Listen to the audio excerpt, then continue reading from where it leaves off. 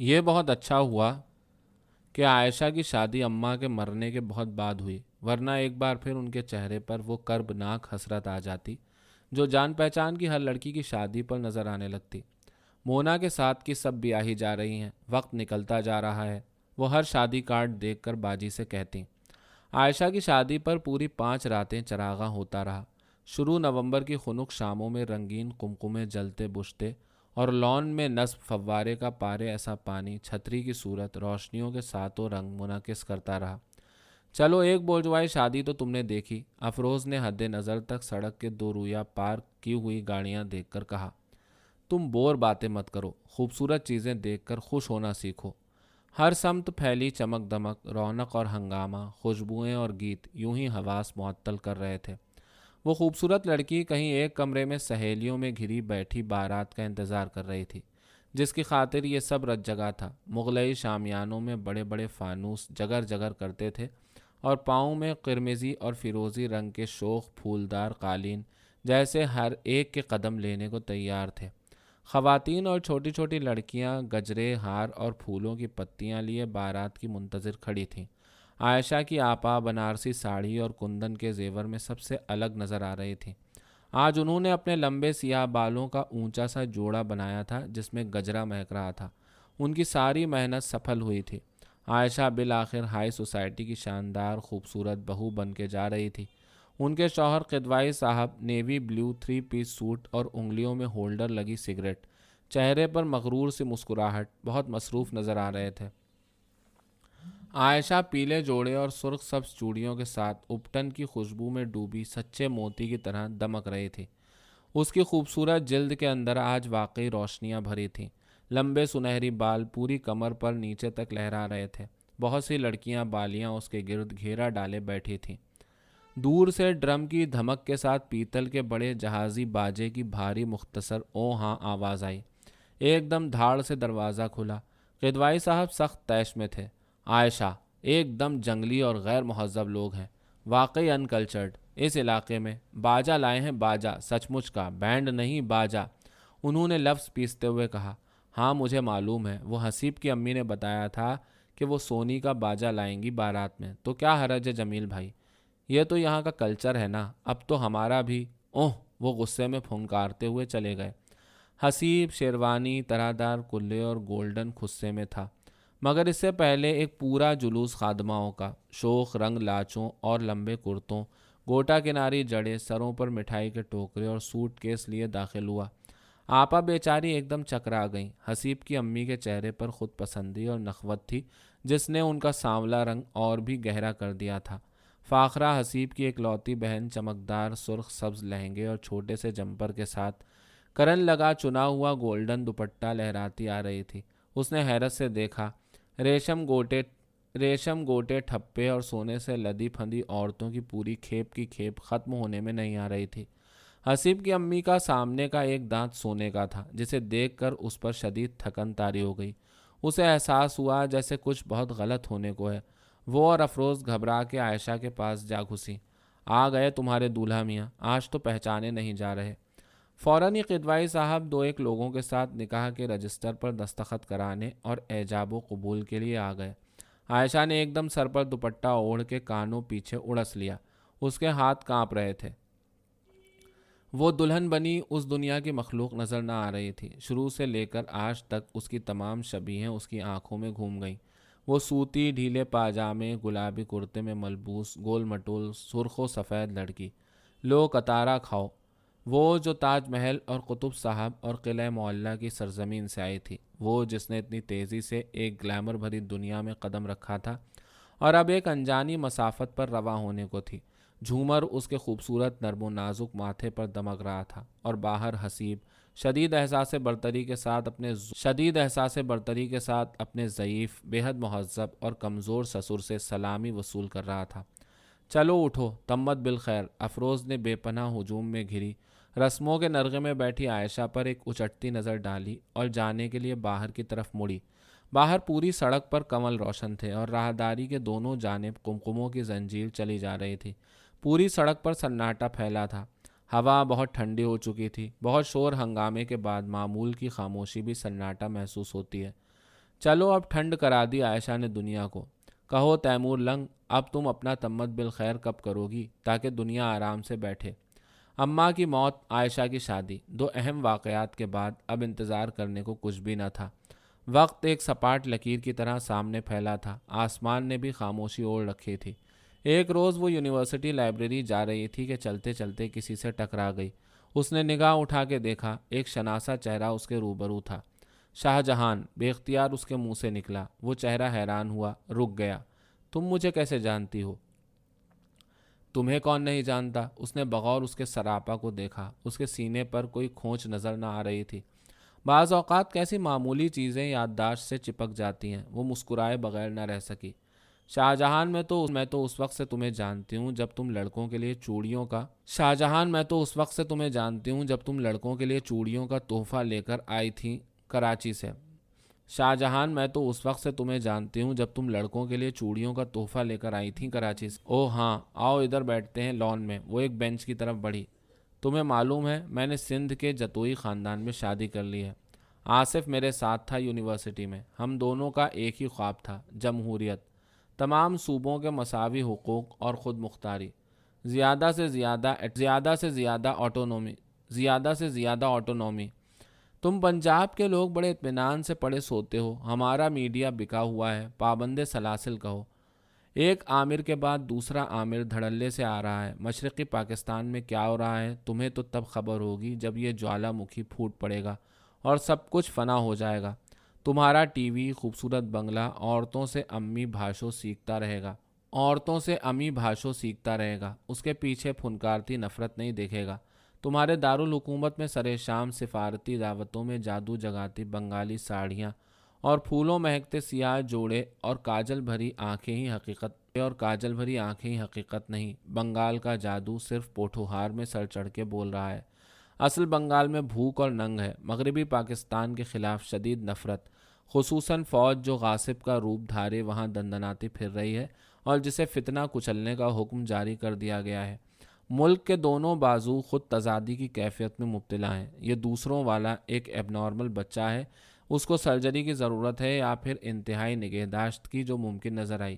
بولتے بولتے اس کی ناک پر پسینے کے قطرے چمکنے لگے۔ وہ پہلے سے خاصی دبلی ہو چکی تھی اور چہرے کے نقوش بہت تیکھے اور نمایاں تھے، خصوصاً کاجل بھری آنکھیں۔ شاہ جہان، جمہوریت تو اکثریت کی فتح کا نام ہے، پھر ان لوگوں کو کیا خوف ہے؟ وہ ادھر سے کہیں زیادہ ہیں اور الیکشن تو ہر صورت میں ہوں گے۔ یہ بات اتنی سیدھی نہیں۔ اصل مسئلہ تعصب اور نفرت کو ختم کرنا ہے، جو صرف انصاف کے ذریعے ممکن ہے۔ تم لوگ ذرا اپنی چودھراہٹ ختم کرو تو شاید۔ چودھری تو ادھر بھی ہیں، اس نے ہنس کے کہا، اور اب تو تم بھی وڈیری بن گئی ہو، جتوئی خاندان کی بہو، جن کے اپنے زندان اور عقوبت خانے ہیں۔ مجھے معلوم نہ تھا صدیوں کا نظام اتنا ناقابل تسخیر بھی ہو سکتا ہے۔ وہ ایک دم جھینپ گئی، پھر ذرا رک کے۔ ہم تمہاری زبان میں ہندوستانی ایک بہت مضبوط تہذیبی روایت لے کر آئے تھے، اور ہم میں احساس برتری بھی ہے۔ میں مانتی ہوں، اس کے باوجود ہم بہت جلد دوسروں کو اپنا لیتے ہیں، ان کے بارے میں جاننا چاہتے ہیں۔ سندھ میں ہم ان لوگوں میں ضم ہو گئے ہیں۔ ہم اتنی ہی روانی کے ساتھ سندھی بولتے ہیں جتنی کہ اردو۔ اسی طرح پنجاب میں ہمارے بچے پنجابی بولنے پر فخر کرتے ہیں، مگر صدیوں کے قاعدے ٹوٹنے میں شاید صدیاں ہی لگتی ہیں، جب تک کہ سرخ انقلاب نہ آئے۔ اسے افروز یاد آ گئی۔ ہاں، کوئی بہت بڑا انقلاب۔ مجھے کتنی شرمندگی ہوتی ہے جب آصف بتاتا ہے کہ دیہات کے لوگ اس کی رعایا ہیں۔ جب غریب ہاری اس کے سامنے ہاتھ باندھ کر کھڑے ہوتے ہیں تو میرا دل دہل جاتا ہے، مگر وہ بھی اس نظام کے سامنے بے بس ہے۔ تمہیں معلوم ہے وہاں موروثی جائیدادیں بچانے کے لیے لڑکیوں کا نکاح قرآن سے کر دیا جاتا ہے، اور یہ وڈیرے جن کے ذاتی زندان اور عقوبت خانے ہیں اور حرم اور بیگار کیمپ، ان میں سے اکثروں نے یورپ کی یونیورسٹیوں سے اعلیٰ تعلیمی ڈگریاں لے رکھی ہیں۔ ہاں، اور کاروکاری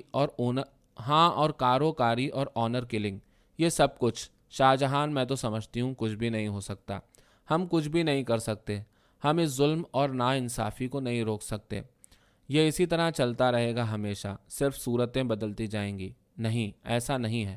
تعلیم اور ذہنی بیداری کے ساتھ بہت کچھ بدل جائے گا، اور باہر کی دنیا سے دنیا اول اور دویم کے ساتھ عام رابطے اور جانکاری سے ہی ذہنی بیداری آ سکتی ہے، اور یہ صرف جمہوریت، دیو استبداد جمہوری قبا میں پائے کوب، اس نے زیر لب کہا، کچھ بھی نہیں ہو سکتا جب تک احترام آدمیت نہیں، اور وہ نہیں آ سکتا جب تک کہ آدمی کا ضمیر درست نہیں ہوتا، ہر ایک کا، ہر فرد کا۔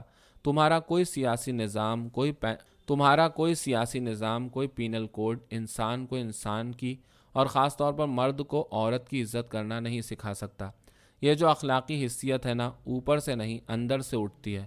مذہب کی بھی لوگ اپنی غرض کی تعویلیں کر لیتے ہیں، بس کچھ لوگ ویسے ہی اچھے ہوتے ہیں، جیسے میرے بھائی اور ابا اور حسن۔ وہ دل ہی دل میں بولے چلی گئی، اور پھر وہ دونوں ہنسی خوشی رہنے لگے۔ پرستانی کہانیاں اسی طرح مکمل ہوتی تھیں، مگر عائشہ کی کہانی تو ایک خوبصورت اور ذہین عورت کی کہانی ہے، جس کے کچھ اپنے تہذیبی اثاثے تھے اور کچھ خواب اور کچھ آرزوئیں۔ شادی کے ہنگامے کے بعد ایک دم خاموشی چھا گئی۔ وہ شمالی علاقوں میں ہنی مون منا رہی تھی۔ قصہ مختصر یہ ہے کہ عائشہ اب وہ سب کچھ حاصل کرنے کے قریب پہنچ چکی تھی جس کی اس نے تمنا کی تھی، جس کے لیے اس نے اتنی تگ و دو کی۔ اسی طرح لڑکیوں کی زندگی کا ڈراپ سین آتا ہے اور سب مطمئن ہو کر بیٹھ جاتے ہیں، پھر کوئی نہیں پوچھتا کہ وہ پھولوں ایسی تر و تازہ لڑکی اب کہاں کس حال میں ہے، جس کی شادی کی سب کو اتنی فکر تھی کہ اس کا سانس لینا دوبھر کر دیا تھا۔ اور پھر شاید لڑکیاں خود بھی یہ جنگ جیت کر خاموشی سے بیٹھ جاتی ہیں۔ اسٹوپڈ امتی بے انتہا پڑھی لکھی اور خصوصاً ڈاکٹر لڑکیوں کو گھروں میں بیٹھے دیکھ کر پھنکارتا، خواہ سیٹیں ضائع کرتی ہیں، گھر ہی میں بیٹھنا ہو تو اعلیٰ تعلیم کی کیا ضرورت ہے، ہماری 25% آبادی مفلوج ہے، معاشرے کی بہتری میں کسی کام نہیں آ رہی، صرف بوجھ ہے بوجھ، اور تم تو فوراً رزلٹ آنے سے بھی پہلے کام شروع کرو کوئی۔ اس کے غصے کا رخ ہمیشہ اس کی طرف ہو جاتا، سب سے آسان نشانہ تو وہی تھی۔ افروز بھی ایک کالج میں پڑھانے لگی تھی، حالانکہ اسے ریسرچ کے لیے اسکالرشپ بھی پیش کیا گیا تھا، مگر وہ ایک دم نہایت سنکی ہو چکا تھا۔ اس کے نزدیک اب یہ پڑھائی اور علم اور جستجو اور شوق سب بہت ہی بیکار چیزیں تھیں، کیونکہ یہ انسان کو عملی زندگی اور اس کے مسائل سے بہت دور لے جاتی تھیں۔ یہ ایک طرح کا نشہ تھا۔ اسے اپنے اس بے حساب وقت کا انتہائی قلق تھا جو اس نے حصول علم میں ضائع کیا، کیونکہ اس سے اس کے آس پاس کے ماحول میں کوئی تبدیلی نہیں آئی تھی، اور چاروں سمت استحصال اور غربت اور ناانصافی، بیماری، ظلم و ستم کا وہی دورہ تھا۔ یوں تو اسے ہمیشہ ہی سے خدشہ تھا کہ افروز کبھی نہ کبھی کچھ نہ کچھ انتہائی خطرناک اور غیر متوقع کر ڈالے گی، مگر اب اس کی باتوں، خصوصاً اس کی آنکھوں کے تاثر سے وہ ہمیشہ خوفزدہ رہتی۔ اس کا چہرہ کسی ایسے انسان کا چہرہ تھا جو کسی 11 منزلہ عمارت سے چھلانگ لگانے والا ہو اور فی الحال اپنے آس پاس کا جائزہ لے رہا ہو۔ اس روز اچانک، بالکل ہی اچانک، عائشہ اس کے گھر چلی آئی۔ وہ جاتے دسمبر کے دن تھے۔ سب دوپہر کا کھانا کھا کے لال برآمدے میں آدھے دھوپ آدھے سائے میں بیٹھے مونگ پھلیاں کٹکٹا رہے تھے۔ اسے اماں کا وہم یاد آیا، آدھے دھوپ آدھے چھاؤں میں نہیں بیٹھتے، کیوں؟ بس نہیں بیٹھتے، مکروہ ہے۔ امتی تو صرف چلغوزوں کے ساتھ شغف رکھتا تھا، وہ بھی چھلے چھلائے۔ پہلے تو اماں اور باجی اور چھوٹی خالہ سب مل کے اس کے لیے ڈھیروں چلغوزوں کی گریاں نکالا کرتیں۔ اب اماں کے بعد سے یہ سب کچھ موقوف تھا۔ اس وقت وہ نہایت نفاست سے چلغوزے چھیلنے میں مصروف تھا اور منجلے بھیا ٹائم پڑھنے میں غرق۔ ان دنوں گھروں کے بیرونی بڑے گیٹ بند کرنے کا رواج نہ تھا، صرف رات گئے جب دن تمام ہو جاتا اور ایک طرح سے اعلان کہ آج کی مصروفیات تمام ہوتی ہیں، تو شاہ جی لکڑی کے گیٹ کا کنڈا چڑھا دیتے، ورنہ تمام دن گیٹ پوری طرح کھلے رہتے، اپنی کھلی باہوں سے آنے والوں کا استقبال کرتے ہوئے۔ تو اس وقت نیوی بلیو مرسیڈیز اچانک داخل ہوئی اور پورچ میں آن رکی۔ ان سب نے حیران ہو کے دیکھا۔ فوراً ہی عائشہ گولڈن لباس میں جھلملاتی برآمد ہوئی۔ ارے عائشہ تم؟ وہ اپنی حیرت اور خوشی پر قابو نہ رکھ سکی۔ حسیب ہیں ساتھ، اس نے بڑے بھیا کی طرف دیکھ کر کہا۔ اچھا۔ بڑے بھیا فوراً استقبال کو بڑھے۔ حسیب گرے سوٹ میں ملبوس، کولون کی لپٹیں۔ تم کیسی ہو؟ کہاں تھیں؟ کہاں کی سیریں کی؟ اللہ، تم تو بالکل ہی گم ہو گئیں، بتاؤ بھائی کہاں کی سیر کی؟ حسیب نے عجب انداز سے کہا۔ کہاں ٹھہری، شمال کے سارے 5 اسٹار ہوٹل کھنگال ڈالے، اور بھائی یہ بھیا جی ایسی جگہوں پر گئیں جہاں کا یہ تصور بھی نہیں کر سکتی تھی۔ کیوں بھیا جی؟ عائشہ کے چہرے پر ایک مجروح تبسم تھا، وہ سنی انسنی کرنے کی کوشش کر رہی تھی۔ دراصل ٹیسٹ ایک دن میں نہیں بنتا، برسوں کی عادتیں تو اتنی آسانی سے نہیں چھوٹتی، اور پھر سوشل بیک گراؤنڈ اور اسٹیٹس سے بھی بہت فرق پڑتا ہے۔ वो हैरान होकर हसीब की गुफ्तगू सुनती रही। क्यों भैया जी? उसने फिर नथने फुलाते हुए कहा। वो एकदम सन्नाटे में आ गई। आयशा खामोश बैठी अपनी उंगली में जड़ाऊ अंगूठी घुमाती रही। बावजूद जब्त के उसकी पलकें भीग रही थीं। क्यों भाई मोना, तुम तो वो हो ना, खत्री हैं? खुश खुराक होते हैं खत्री। मैं इसे ज़बरदस्ती ब्रॉस चिकन और बारबेक्यू और वॉट नॉट खिलाता रहा, मगर ये तो उन्हीं खट्टे बैंगनों और अरे और यही और ये तो उन्हीं खट्टे बैंगनों मगर ये तो उन्हीं खट्टे बैंगनों और अरे ओरे की दाल मरती हैं। बस अपनी अपनी किस्मत है।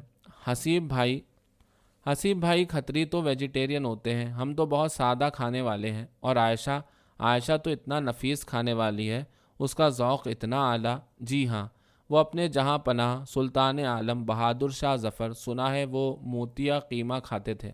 मोतिया कीमा, हाँ हाँ।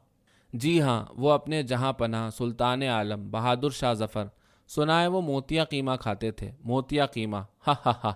यानी मोतिया फूल की डंडी के ऊपर जो छोटी सी कटोरी रह जाती है, उसे जमा करके कीमे के साथ लाहौल विला। भाई हम तो हैं बेतहाशा नफीस और ख़ालिस चीज़ें खाने वाले।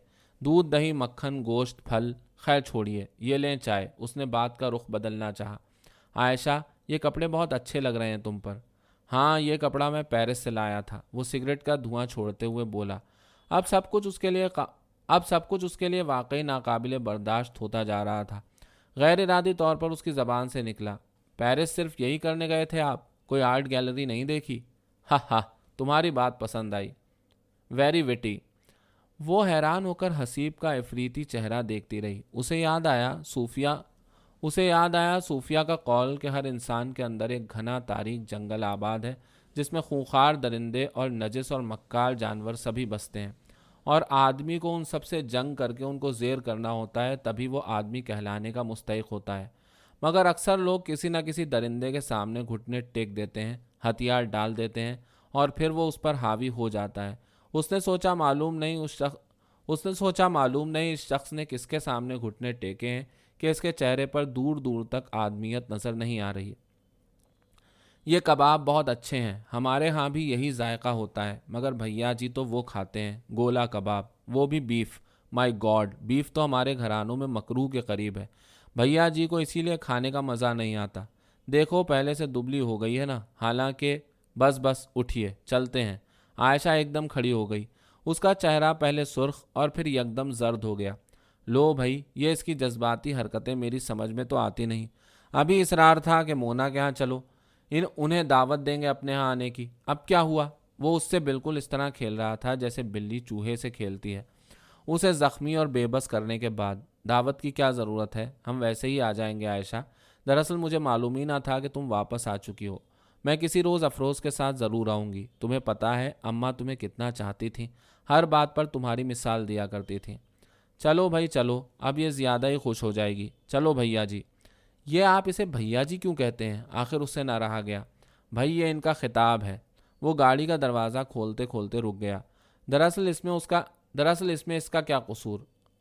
उसने आयशा की तरफ इशारा करते हुए कहा। भाई ये जो तहजीबी नफासत और रखरखाव होता है ना, सब जवाल आमादा कल्चर का फितूर है। हम लोग हैं रफ़ अक्खड़, सीधी सादी, दो टूक बात करने वाले। ज़्यादा महज़्ज़ब मर्दों वाली मुकालमा बाजी हम में कहाँ। और तहजीब मोहल्ला का यही आलम है कि नारे नज़ाकत उई अल्लाह। वो अपनी बात पर खुद ही कहकहा लगाकर दोहरा हो गया। उसमें आयशा की तरफ देखने की हिम्मत न थी। तुम सिर्फ यही ना समझो, हसीब के बहुत से रूप हैं, अफरोज़ ने प्याली में चमची चलाते हुए कहा।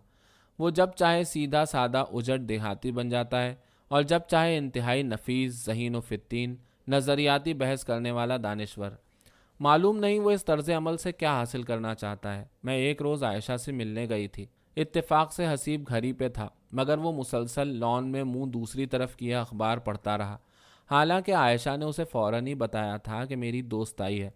वो अक्सर उसको कमतर साबित करने के लिए ऐसी हरकतें करता है, शदीद एहसास कमतरी का शिकार है। हाँ, मगर इतना कह देने से आयशा के दुख का मदावा नहीं हो सकता। वो उसके अजीज़ व अकारिब की भी तहक़ीर करता है। मगर यह सब वक्ती उबाल है, उतर जाएगा। मसला सिर्फ यही है कि आयशा उसके हल्क़े अहबाब में भी हर दिल अजीज़ है। लोग उसके दीवाने हैं, और ये सब कुछ हसीब बर्दाश्त नहीं कर सकता। मैं इसीलिए इस मुआशरे को सिरे से जला देने की कायल हूँ जिसमें औरत की गुट्ठी मैं इसीलिए उस मुआशरे को सिरे से जला देने की कायल हूँ जिसमें औरत की घुट्टी में अपनी इज्जत नफ्स को कुर्बान करना डाला जाता है, क्योंकि उसे अपने घर को बचाना है, घर जो उसकी वाहिद पनाहगाह है। अगर तुम ऐसे बुज़दिल लोग ना हो तो बहुत जल्द इस्लाह की कोई ना कोई सूरत निकल आए, वरना चारों तरफ इसी तरह नामुमकिन लोग फैलते चले जाएंगे लोगों की ज़िंदगी अजीरन करने के लिए। उस रोज़ बिलाखिर वो हमारे साथ खाने पर आन बैठा, मगर उसे हर चीज़ पर एतराज़ था। भाई मैं तो कोर्सेज में खाने का आदी हूँ, मगर इसको तो भुजिया ही से फुर्सत नहीं। ये क्या भाई, ये क्या है भाई? उसने एक डोंगे का ढकना उठाते हुए कहा। हमारे घर में तो हमेशा दो दो मीठे होते हैं, और आज तो तुम्हारी सहेली भी आई हुई थी। वो उठकर चला गया। आयशा ने मुझे बताया कि वो दोबारा अपनी मुलाजमत पर जाने का सोच रही है, क्योंकि जो कुछ हसीब उसे घर के खर्च के लिए देता है उसमें दो दो मीठे तैयार नहीं हो सकते। मगर आयशा ऐसी खूबसूरत और ज़हीन लड़की, उसकी कदर व कीमत बस इतनी ही है। ये कैसा शख्स है? हमारे सरवत भाई तो बाजी की हर हर बात पर जान देते हैं। वो तो बिल्कुल अलग से आदमी है। अक्सर लोग इसी तरह के होते हैं, क्योंकि वो बीवी के साथ रफाकत का नहीं, अफसर और हाकिम का रिश्ता उस्तवार करना चाहते हैं। उनसे सुबह शाम अपनी शान में कसीदा सुनना चाहते हैं। और तुम्हारी इत्तला के लिए अर्ज़ है कि एक बहुत बड़ा तबका बीवी को पाँव की जूती करार देता है कि एक पसंद ना आई या उसने तंग किया तो दूसरी पहन ली। सुना, यही वो तहजीबी रिवायात हैं जिनकी तुम ऐसे पासदारी करते हैं, और जिनकी पासदारी करते करते हमारी 90% औरतें वक्त से पहले मर जाती हैं, और जब तक जिंदा रहती हैं रूहानी तौर पर किस कदर तन्हा होती हैं। मगर हम लोग सिर्फ एक घर और उसके वसी सिलसिले पर सब कुछ कुर्बान करने के लिए तैयार हैं। मगर मैं ऐसा नहीं कर सकती और ना ही करूँगी। अफरोज़ के सुबह शाम के अल्टीमेटम उसे वाकई परेशान करने लगे थे। चारों तरफ खतरे की घंटियां बज रही थीं। फ़िज़ा पर अजब अफसुर्दगी तारी थी। इलेक्शन हो चुके थे और असम्बली के इजरा का इंतज़ार था, मगर फ़िज़ा में लहू की बू थी। सब कुछ एक तारीक मायूसी में ढल रहा था। उस दिसंबर की जंग वैसी न थी, हालांकि अब भी वही कुछ दोहराया जा रहा था। गाड़ियों पर मिट्टी के लेप भी हुए और खून के अतियात देने के लिए अस्पतालों में कतारें भी लगीं। मगर कुछ था कि दिल में मर गया था। किसी की समझ में नहीं आ रहा था मशरक़ी बाजू में क्या हो रहा है। सब इंतशार था और बेयकीनी। मुक्ति बाहिनी के मजालिम की दास्तानें इधर मगरिब में पहुंच रही थीं, मगर दास्तान के साथ तरदीद दास्तान भी मुंसलिक थी। अपनी फ़ौज ने जो कुछ वहाँ किया वो भी तो सुनो। ये कैसे हो सकता है? कोई कौम खुद अपना खून क्यों कर बहा सकती है? क्यों नहीं हो सकता? ये हमारी तारीख़ है। आपस में कट मरने में कोई हम पर बाजी नहीं ले जा सकता। अपनी तारीख़ के ज़ख्म कुरे दो। सिवाय एक तमाम खुलफाए राशिदीन कत्ल हुए। खून में रची बसी मलूकियत और कबीला परस्ती। करबला हमारे साथ साथ सफ़र करती है। इक़्तिदार की हवस को झुटलाना बहुत मुश्किल है। अफरोज़ जारी हो जाती। अगर कायदे आज़म ज़िंदा रहते तो क्या मालूम उनके साथ क्या होता। इम्ती FRCS करने के लिए बैरून मुल्क जा चुका था, और कोई भी कहने वाला ना था वॉर इज़ टेरिबल। मगर अब की जंग खुद पुकार पुकार के कह रही थी, मैं सरापा दहशत हूँ, जज्बे से आ रही। एक कुलजुम खून था कि बढ़ता चला आ रहा था। ब्लैकआउट में बजती सीटियाँ, लाइट बंद करो की आवाज़ें एकदम नब्ज़ तेज़ कर देती। अब के रावी के पुल पर कोई सब्ज़पोश दुश्मन के बम पकड़ पकड़ के पानी में फेंकने वाला न था। मशरिक़ व मगरिब में कोई राब्ता न रह गया था सिवाय पानी के, और पानी के रास्ते कितने अंधे, कितने नाकाबिल एतबार होते हैं, कितने अजनबी। उनके कुछ अजीज़ चिटागांग में थे जिनकी कुछ खबर न थी। सुंदरबन और सुनहरी रेशे की सरजमीन, बहुत बड़े कारोबार के मालिक, जादूगरनियों की वो सरजमीन कितनी पुरस्कार हो चुकी थी कुछ मालूम न था। वहाँ क्या हो रहा है? हमारी फ़ौज बिल्कुल भी लड़ने के मूड में नहीं। यह हर महाज पर पेशकदमी के मुजदे महज फ़रेब है। हकीकत महज इस कदर है कि हमारा खून बेहद अर्जा हो चुका है, और आमिरों और जागीरदारों और सरमायादारों की गर्दनें और पेट मोटे। वो अर्ज़ तिलिस्मात अपने ही खून और लाशों से पट गई है। अपना टीवी मत देखो जिस पर जंग एक ड्रामा है, पूरी ज़िंदगी एक ड्रामा है। इंदिरा गांधी बच्चों को बम चावल खाने का मशवरा दे रही है। बाहर के टीवी देखो जिसमें नफ़रत और खून की रास रचाई जा रही है। मुक्ति बाहिनी के हाथों में इंसानी सर बालों से पकड़े हुए, कटी गर्दनों से टपकता हुआ, और कातिलों के दांत निकोसते चेहरे। हकीकत बहुत बेरहम है हर सतह पर। सो अब कुछ भी बाकी ना था। हर तरफ झूठ और खुद फरेबी का जाल बिछा था। اور بزدلوں کی گیدڑ بھپکیاں تھیں۔ بہتر ہے کہ آنکھیں، کان، زبان بند کر لی جائے۔ یہ تو بس فتنہ کچلا گیا تھا۔ پورا مشرقی پاکستان سربریدہ لاشوں کا میدان۔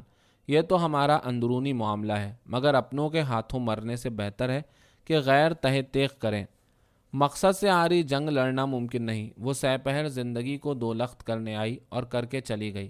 پھر اس کے بعد دنیا ویسی نہ رہی۔ ایک کٹھور، خشک، باریک اور سرد آواز نے سقوط ڈھاکہ کا اعلان کرتے ہوئے کہا، ہماری سینا ڈھاکہ میں داخل ہو گئی ہے۔ اس آواز میں پوری دنیا کا تکبر اور زہر بھرا تھا۔ اپنے سے 5 گنا ملک کی آواز، اتنی باریک مگر کاٹ میں اتنی تیز کہ اس کے بعد شاید اب سماعت کسی آواز کی متحمل نہ ہوگی۔ لیکن فریب دہی کا سلسلہ ختم نہ ہوا تھا۔ جنگ محض ایک محاذ پر ختم ہوئی ہے، باقی سب محاذ کھلے ہیں۔ امریکہ کا 7واں بحری بیڑا ریت کے سمندروں میں بہہ رہا ہے۔ آج ایک دوسرے سے آنکھیں چرانے اور ان پر سیاہ چشمے چڑھانے سے کوئی فرق نہ پڑے گا۔ شکست خوردہ قوم کے لیے کوئی جائے اما نہیں۔ شکست خوردگی کے قرینے کتنی جلدی ازبر ہو جاتے ہیں۔ دشمن کی فوج کا جام صحت کون پی رہا ہے؟ نہیں، یہ ڈھاکہ کا یوم نجات ہے۔ ہم کیا سوچیں، کیا محسوس کریں، یہ نائٹ میئر ہے۔ میں ابھی اس سے جاگ جاؤں گی۔ یہ سچ نہیں ہے۔ حسن جھوٹ بولتا ہے کہ ہتھیار ڈالنے کی تقریب کا اہتمام بڑے زور و شور کے ساتھ ہو گیا۔ ہیلی کاپٹروں سے بیماروں کو گھسیٹ کر باہر پھینکا گیا کہ جرنیلوں کا فرنیچر مغربی بازو میں پہنچایا جا سکے۔ ایک ہیلی کاپٹر میں پورا بینک لوٹ کر مغربی سرزمین پر لایا گیا۔ ٹی وی میں ایک بھارتی فوجی پاکستانی سپاہی کو چھڑی سے مار رہا ہے۔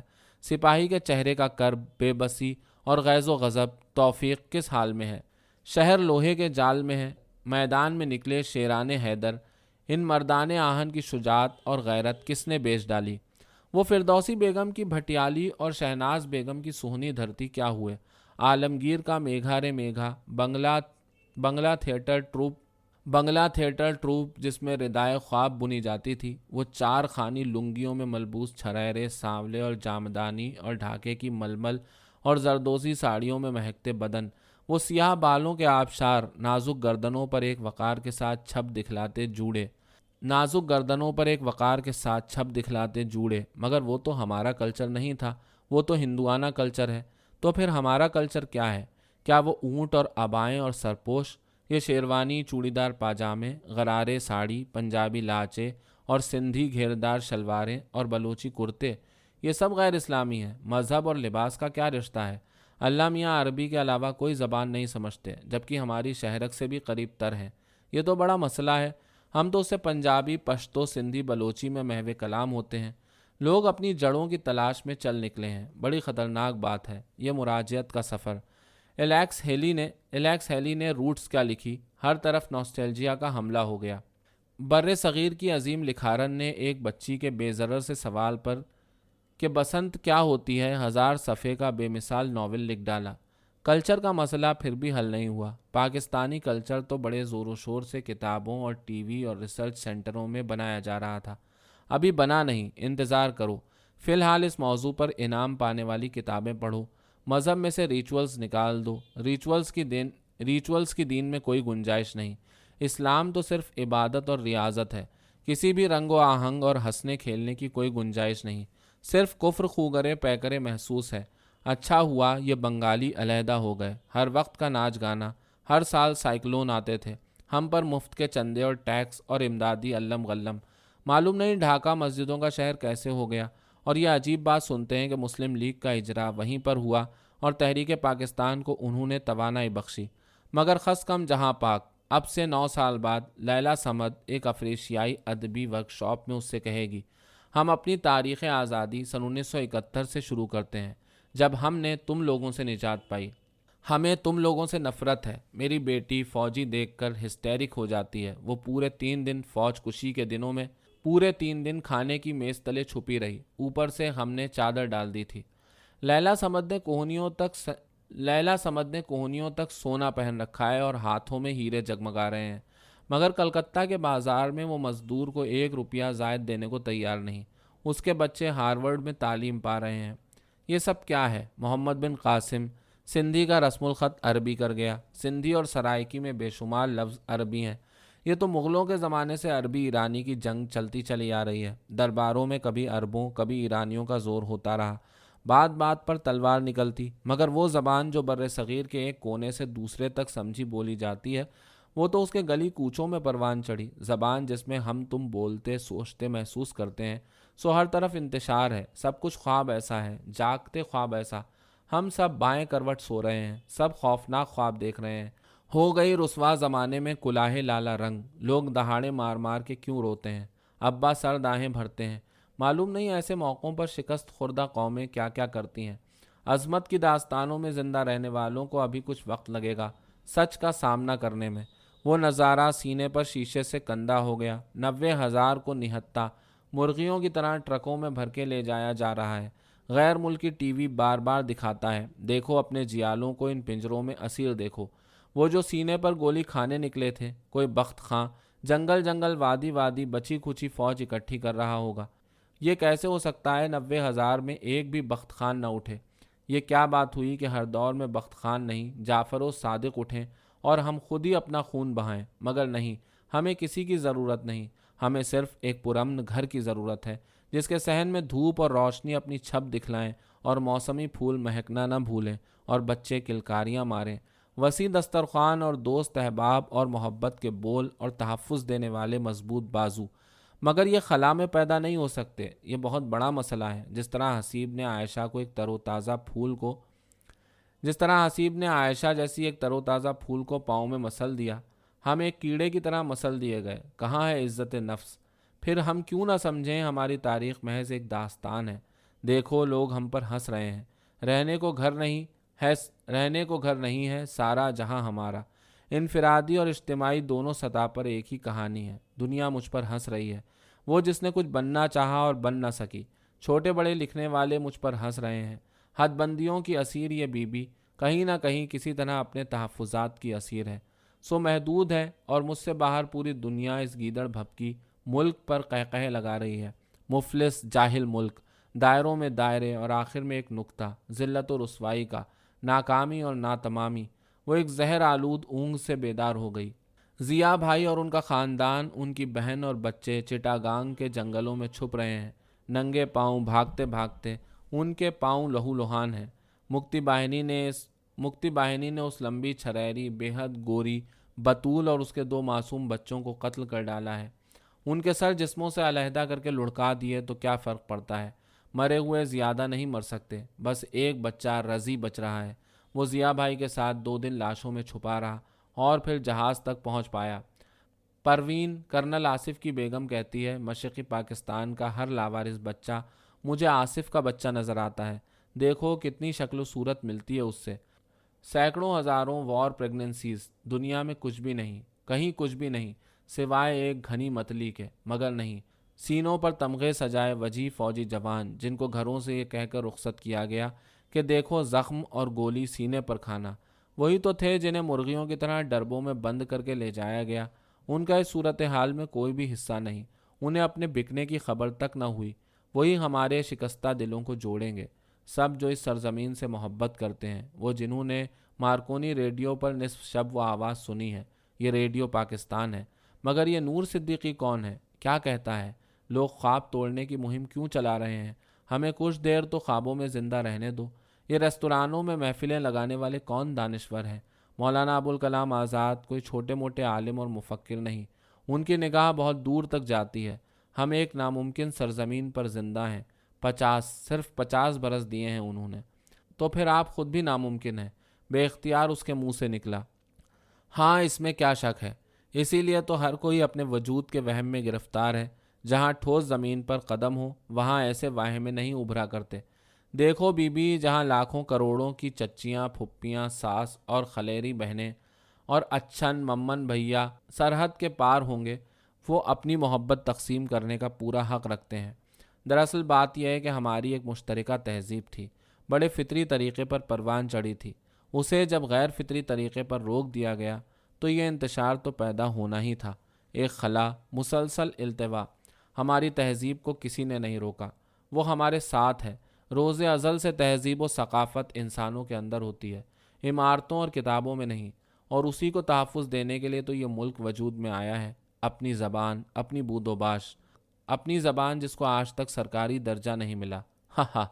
और उनके पास जिनकी आप वकालत कर रहे हैं तो अपनी ज़बान भी नहीं। ये कहो कि दोनों की एक ज़बान है, ज़रा से फ़र्क से। आप जैसे अफसरशाही तो चाहते हैं कि ये ज़बान फूले फले नहीं। चलो छोड़ो यार, किस बहस में पड़ गए। ये बड़ी जज्बाती कौम है। हसीब अब तक खामोशी से सब कुछ सुन रहा था।